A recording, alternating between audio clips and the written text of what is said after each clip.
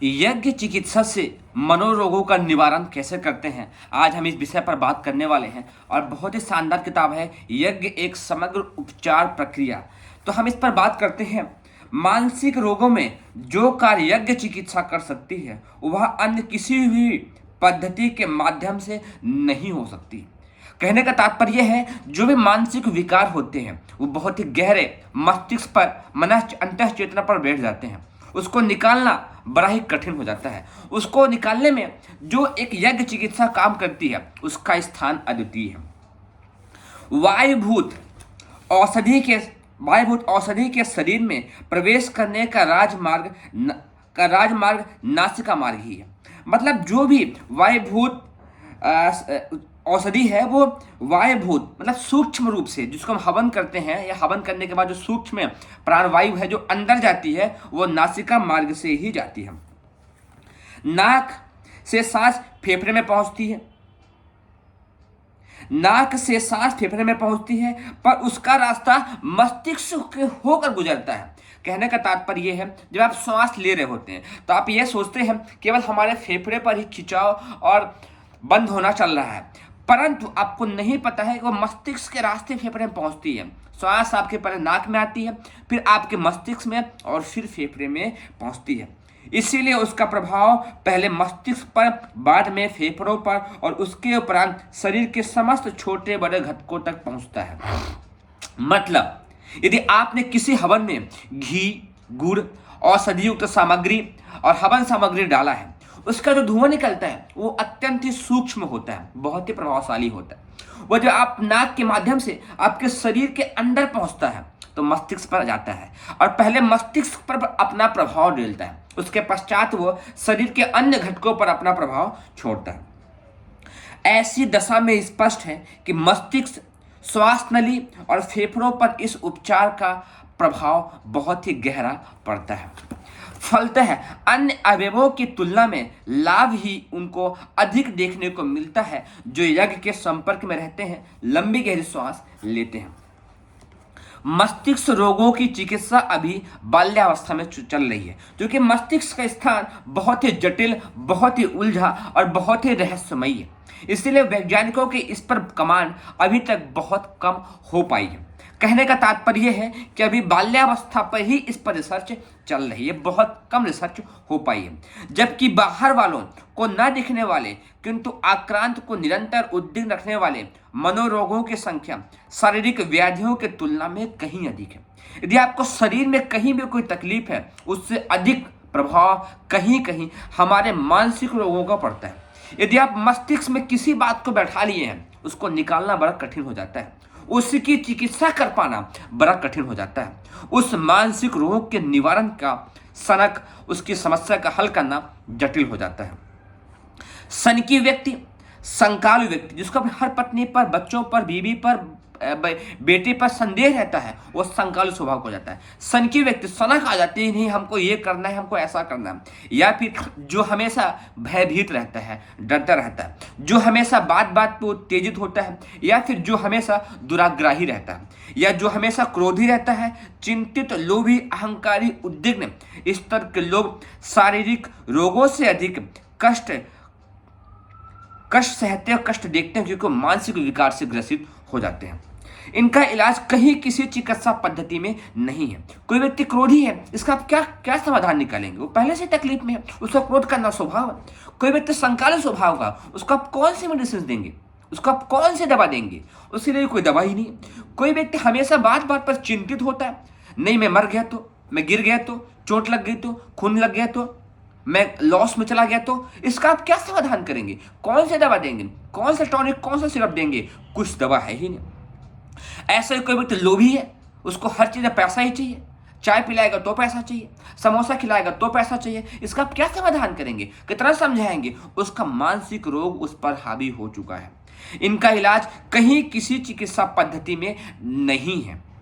बहुत हुआ तो अनिद्रा जैसे रोगों में नींद की गोली जैसे कुछ जादुई इलाज दे सकते हैं, पर वह भी क्षणिक होता है। अनिद्रा जैसी बीमारी में जब गोली देते हैं तो कुछ समय के लिए अपना प्रभाव छोड़ करके वापस समाप्त हो जाती है। वैसे ही जो व्यक्ति ऐसी समस्याओं से, लोभ से, क्रोध से, मोह से, वासना से, उत्तेजना से, दुराग्रह से, क्रोध से, संकालु से, भयभीत से, चिंता से, डर से बधे हुए हैं, उनके लिए ऐसी कोई पद्धति दवा नहीं है। सिर दर्द में संज्ञा शून्य करने वाली गोलियां, दर्द में शून्य बेहोश करने वाले कुछ के प्रकार के चिकित्साएं हकीम डॉक्टर करते हैं।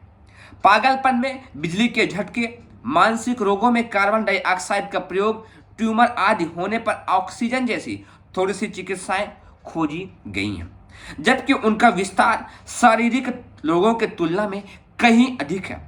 अपेक्षाकृत होने की भी उन्हें अधिक उठानी पड़ती है। शारीरिक रोगी स्वयं कष्ट भुगतते और घर वालों को थोड़ा परेशान करते हैं। सब जानते हैं कि ऑक्सीजन मनुष्य के लिए और कार्बन जैसे गैसें पेड़ पौधों के लिए बहुत ही उपयोगी होती हैं। विज्ञान के आरंभिक विद्यार्थी भी यह समझते हैं कि आग जलाने से उस क्षेत्र की ऑक्सीजन खर्च होती है और कार्बन बढ़ती है जहां पर आग जलती है। सामान्य जानकारी के आधार पर अनावश्यक रूप से आग जलाना मानसिक स्वास्थ्य संपदा को हानि पहुंचाता है। इस दृष्टि से हवन यज्ञ का भी विरोध किया जाता है और उसे हानिकारक बताया जाता है, पर यह एक मोटी दृष्टि है। बारीकी से पर्यवेक्षण करने पर नए तथ्य सामने आते हैं। विष साधारणतः मारक गुण वाले होते हैं, पर उसे विशेष प्रकार से शोधित करके विशेष सम्मिश्रित विधान से तैयार कर देने पर असाध्य रोगों की चिकित्सा हो जाती है।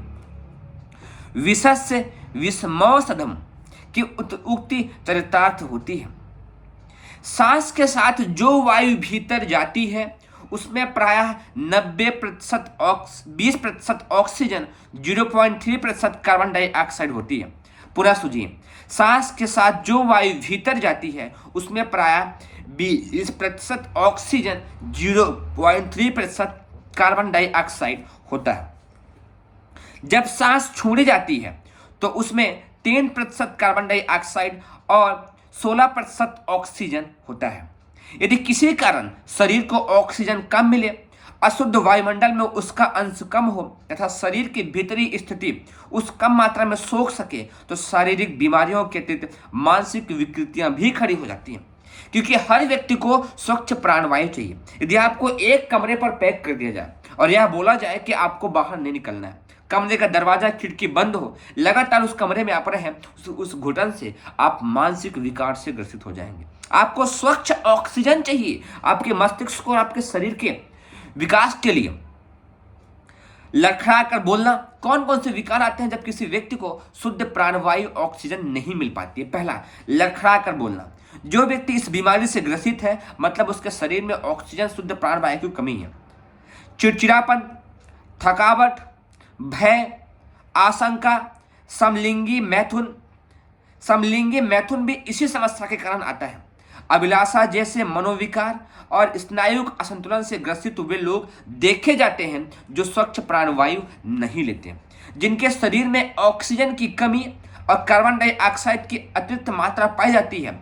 कई बार ऑक्सीजन की अधिक मात्रा का शरीर द्वारा शोषण किया जाना भी हानिकारक ही होता है, यद्यपि उसके लक्षण भिन्न भिन्न प्रकार के होते हैं। ऐसे कई तरह के रिसर्च हैं जो भी यहाँ पर दिए गए हैं। चूंकि विषय लंबा ना हो तो हम अपनी बात को कम से कम समय में रखेंगे। ऑक्सीजन की समुचित मात्रा कोशिकाओं को किसी वजह से ना मिले तो मस्तिष्क विकृति उत्पन्न होगी। समझिएगा, ऑक्सीजन की समुचित मात्रा कोशिकाओं को अर्थात आपके शरीर को किसी वजह से ना मिले तो मस्तिष्क की विकृति उत्पन्न होगी। मतलब यदि आप स्वस्थ होना चाहते हैं, आपका मानसिक विकार चिड़चिड़ापन न हो, क्रोधी न हो, लोभी न हो, चिंतित न हो, वासना से तृष्णा से ग्रसित न हो, ऐसी कोई भी बीमारी जो आपके संकाल स्वभाव का, डर स्वभाव का, भयभीत स्वभाव का बना करके रखे, तो यह अत्यंत ही आवश्यक हो जाता है कि आपको स्वच्छ प्राणवायु मिले, स्वच्छ हवा मिले, तभी आप इससे दूर रह सकते हैं। क्योंकि जो आप श्वास ले रहे होते हैं वह मस्तिष्क की ही रास्ते आपके फेफड़ों तक पहुंचती है। आपने श्वास लिया तो आपके नस नाड़ियां आपके मस्तिष्क को ताजगी से, ऊर्जा से भरने का महान काम करती हैं। नवीनतम न्यूरोलॉजी शोध तरह तरह के मनोविकारों का शमन करने के लिए कार्बन डाइऑक्साइड की विभिन्न मात्राएं देते हैं और ऐसे रोग निवारण में सफलता प्राप्त करते हैं। यज्ञ द्वारा उत्पन्न हुई गैसें ठीक इसी प्रकार का एक उपचार प्रस्तुत है। अब आप समझ गए हैं, ऑक्सीजन चाहिए, प्राणवायु चाहिए, नासिका मार्ग मस्तिष्क होकर के नीचे की ओर आती है, तो आप समझिए कि हवन कैसे काम करता है। यज्ञ द्वारा उत्पन्न की हुई गैसें ठीक इसी प्रकार का उपचार उत्पन्न प्रस्तुत करती हैं, जो अनेकानेक मानसिक व्याधियों के निराकरण में असाधारण रूप से सहायक सिद्ध होता है। श्वास की नासिका मार्ग से फेफड़े के केंद्र स्थान तक पहुंचने की सड़क मस्तिष्क के विशाल क्षेत्र से हो जाती है। मतलब जब आप श्वास लेते हैं और वो श्वास फेफड़ों में पहुंचती है, उससे पहले मस्तिष्क के विशाल क्षेत्रों को कवर करती हुई उसको प्राण ऊर्जा शक्ति देते हुए नीचे की ओर पहुंचती है। इसीलिए जो व्यक्ति हमेशा लंबी गहरी श्वास लेते हैं वो हमेशा मस्तिष्क से मजबूत पाए जाते हैं। जिनकी श्वास छोटी होती है वो डरते रहते हैं, भयभीत रहते हैं, घबराए रहते हैं, चिंतित रहते हैं और अक्सर ऐसे व्यक्तियों के मंद बुद्धि के पाए जाते हैं। मतलब इसके जो रास्ता है विशाल मस्तिष्क से होकर के नीचे को रहता है। इस प्रथम प्रयास से स्वभावतः अधिक सामर्थ्य रहती है। श्वास में भरे हुए तत्वों का सर्वप्रथम सर्वाधिक प्रभाव मस्तिष्क पर ही पड़ता है।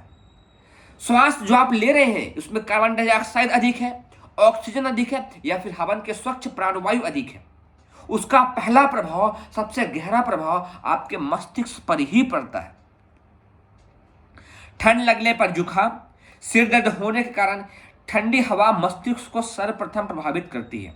धूल में छींक आने, दुर्गंध में सिर दर्द होने, क्लोरोफॉर्म सूंघने से बेहोश हो जाने जैसे उदाहरण यही बताते हैं कि श्वास का पहला चरण मस्तिष्क को ही प्रभावित करता है। क्लोरोफॉर्म सूंघने से बेहोश हो जाते हैं क्योंकि मस्तिष्क से बेहोश कर देता है। दुर्गंध में सर दुखता है, जबकि आप दुर्गंध ले रहे हैं तो फेफड़े पर अटैक होना चाहिए, पर नहीं, बदबू आ रही है तो सर दुखता है, चिड़चिड़ापन आता है, गुस्सा आती है, क्यों? सीधा ब्रेन पर अटैक हुआ। आपने कहीं पर बदबूदार जगह सूंघ ली, जलती हुई पॉलिथीन को सूंघ लिया, तुरंत ही चिड़चिड़ापन, क्रोध, द्वेष आ जाता है। क्यों? क्योंकि मानसिक रोग उत्पन्न करता है, मस्तिष्क में विकृति उत्पन्न करता है। स्नायु तंत्र जो है वो सीधे अशुद्ध हो जाते हैं और मस्तिष्क को प्रभावित करते हैं। श्वास का पहला चरण मस्तिष्क को बहुत ही गहरा प्रभावित करता है। यदि श्वास मार्ग से मस्तिष्क संस्थान को प्रभावित करने का काम किया जाए तो उससे न केवल उन्माद, अपस्मार, सिर दर्द जैसे प्रत्यक्ष रोगों का ही उपचार हो सकता है, वरन मंद बुद्धि, स्मरण शक्ति की कमी को भी दूर किया जा सकता है श्वास के माध्यम से। जो भी आप हवन करते हैं, जो उसमें घी, गुड़, हवन सामग्री डालते हैं, जो उसके स्वच्छ प्राणवायु मिलती है, फिर आप लंबी गहरी श्वास लीजिए ना, आपके मस्तिष्क को चार्ज कीजिए ना, शरीर को प्राण शक्ति से भरिए ना, फिर आप देखेंगे कि मानसिक रोग जो विकृति उत्पन्न कर रहे थे वो स्नायु तंत्र चार्ज होने से, प्राण शक्ति से, ऑक्सीजन से भरने से वो सब बीमारियां दूर होती चले जाती हैं। बुद्धि का बढ़ना, स्मरण शक्ति का तेज होना, ताजगी ऊर्जा से भरे रहना, ये सब हवन के पास बैठे व्यक्ति को लाभ देखने को मिलता है। औषधि विज्ञान की मानता है कि रोग विषाणुओं से उत्पन्न होते हैं। रोग, जहां पर रोग है मतलब वहां पर विषाणु है, उसी से रोग उत्पन्न होते हैं। इसलिए उन्हें मारने वाली प्रक्रिया अपनानी चाहिए। हम दवा का खत्म करने की कोशिश करते हैं पर वो खत्म ही नहीं होता, क्योंकि हम दवा बीमारी कर रहे हैं, विषाणुओं की नहीं कर रहे हैं। प्रयोग में अधिकांश दवाएं एंटीबायोटिक स्तर की ही जाती है। इससे प्रयोग से जितने विषाणु मरते हैं उससे भी अधिक रक्षक स्वास्थ्य कोषों का सफाया हो जाता है। जो हम दवाइयाँ खाते हैं उसमें से दवाएं मारक होती हैं, मतलब एंटीबायोटिक होती हैं, वो बायोटिक चीज़ों को मार देती हैं। तो जो हम दवाइयाँ खा रहे होते हैं, जो विषाणु वहाँ पे हैं, उनको मारने की अपेक्षा कई गुना अधिक जो हमारी बॉडी में रक्षक स्वास्थ्य वर्धक कोषों को एनर्जी देती है, उनको मार देता है, तो बीमारी बढ़ जाती है। कुछ समय के लिए आपको लाभ देखने को मिल सकता है, परंतु समस्या और बढ़ जाती है। इससे दवाइयों को इस्तेमाल बहुत कम मात्रा में करें।